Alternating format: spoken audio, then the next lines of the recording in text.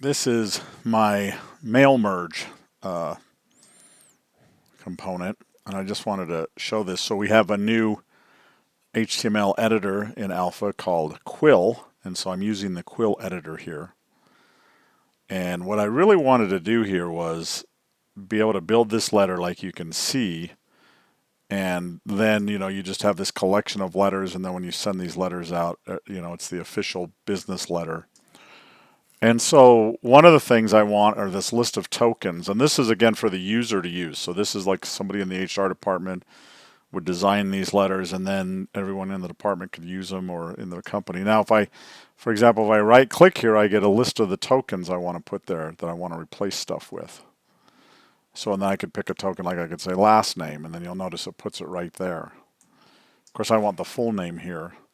But now if I come down here, I might come down here and maybe I want something down here, and so I could just come down here and put it there, right? So that kind of thing.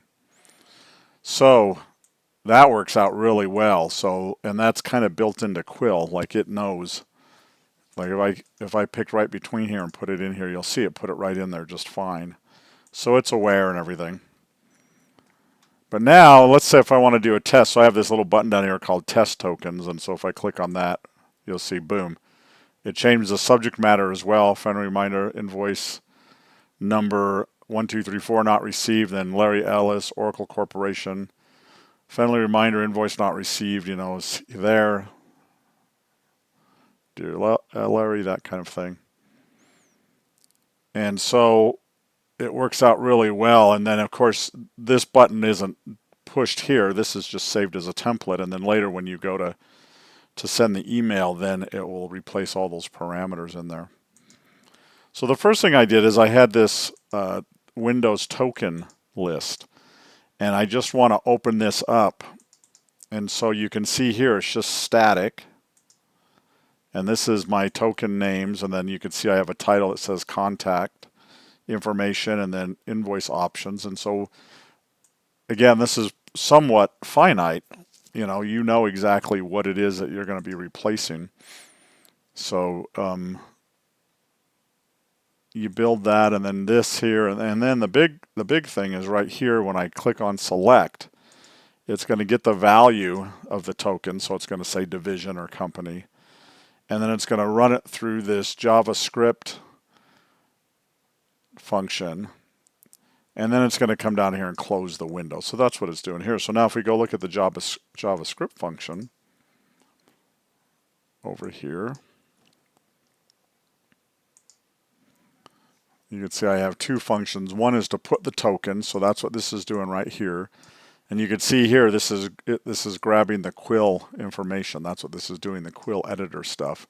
And then it's using this Quill editor insert token right here, method. And then this is the replacement tokens.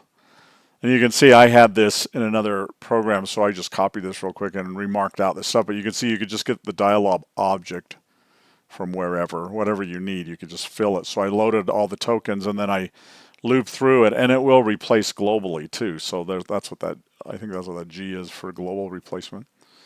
So then you can see I just have that list of letters, and then I have,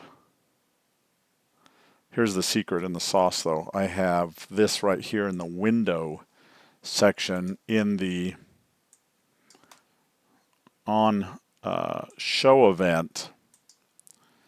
I'm grabbing this information, so I'm gonna grab. I've already grabbed the coordinates from before, and so I'm passing them through here, and you can see what I'm doing. So I gave the window a name, so I'm getting that information. I'm getting the window ID.